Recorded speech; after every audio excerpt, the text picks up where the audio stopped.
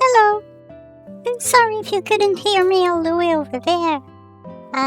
Yes, tonight's video is about a tree, but I think it's a real pretty one.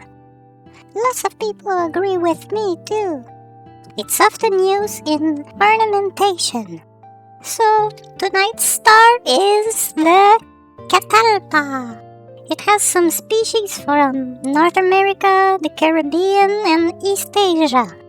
Its natural habitat is warm or even subtropical, but it's a hardy tree that can endure some cold. See these large, heart-shaped leaves? See these clumps of white flowers?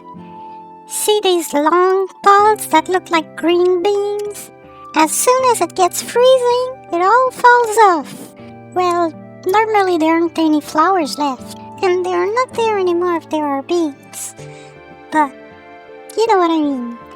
It just plops it all off.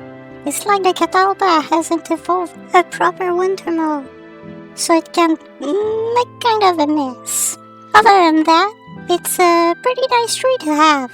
It doesn't need much water, and the thick foliage means lots of birds like it. Just watch for the Catalpa sphinx moth. In America, this bug lays its eggs on the leaves of catalpas. The leaves are the only thing that the caterpillars will eat until they're ready to grow into moths.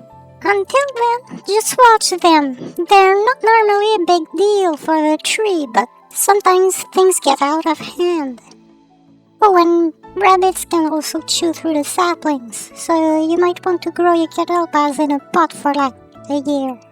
Finally, I'd like to say this. Catalpas aren't really edible.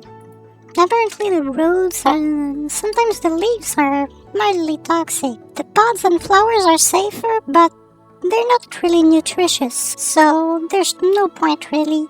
Some people make herbal teas with that, but it's not really medicinal, I think. Anyway, I hope this tree video was interesting. If not, don't worry, I don't intend on making many tree videos. Probably.